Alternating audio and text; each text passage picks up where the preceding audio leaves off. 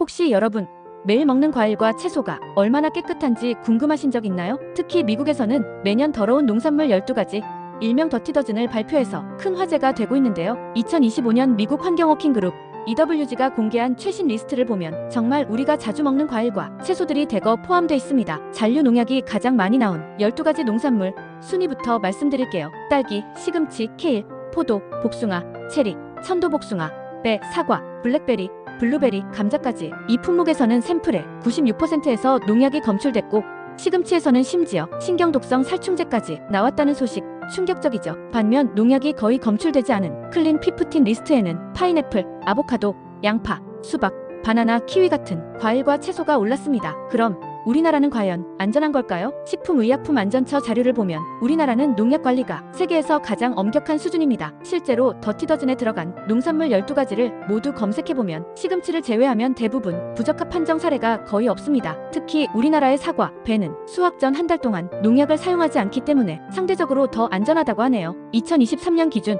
국내 농산물이 잔류 농약 부적 함률은 고작 1% 수준, 미국은 3.3%, 유럽은 2.5%. 비교해보면 우리나라가 훨씬 낮은 수치입니다. 하지만 안심만 할 수는 없어요. 특히 시금치, 깻잎, 부추 같은 잎채소류는 국내에서도 잔류 농약 검출이 계속 늘고 있습니다. 여름철엔 더 주의가 필요한데요. 서울시 환경연구원 조사에 따르면 여름 농산물의 부적 함률이 특히 높게 나타났습니다. 부적합 판정이 나왔는데도 폐기되지 못한 농산물, 깻잎, 참나물, 시금치, 부추, 미나리, 상추 등 잎채소가 대부분입니다. 그럼 어떻게 먹어야 안심할 수 있을까요? 여기서 중요한 건 세척 방법입니다. 쌈채소는 물을 받아 3번 세척하면 농약 제거율이 최대 2배 이상 올라가고 물도 아낄 수 있다고 해요. 파는 시든 잎과 외피를 한 장씩 떼어내고 물로 한 장씩 씻어주는 게 농약 제거에 더 효과적입니다. 오이는 흐르는 물에 표면을 문지르고 굵은 소금으로 한 번 더 문질러준 뒤 헹궈 먹으세요. 딸기는 곰팡이 방지제 때문에 꼭지를 떼지 않은 채 물에 담갔다가 30초 정도 흐르는 물로 씻으면 됩니다. 포도는 송이째 1분간 물에 담갔다가 헹구면 오케이. 표면의 흰 가루는 농약이 아니라 과일 껍질의 과분이니 걱정하지 않으셔도 돼요. 사과는 꼭지 부분 움푹 들어간 곳에 농약이 남아있을 수 있으니 그 부분만 잘라내고 껍질째 먹어도 괜찮습니다. 그리고 채소나 과일은 식초나 소금물에 오래 담그면 영양소가 파괴될 수 있으니 주의하세요. 마지막 팁, 열을 가하면 남아있는 농약도 더 쉽게 분해됩니다. 걱정된다면 데치기, 삶기 등 가열 조리를 활용해보세요. 결론적으로 우리나라는 농산물 농약 관리가 세계적으로 가장 엄격한 수준이지만 잎채소는 여전히 주의가 필요합니다. 잠깐만 시간을 내주셔서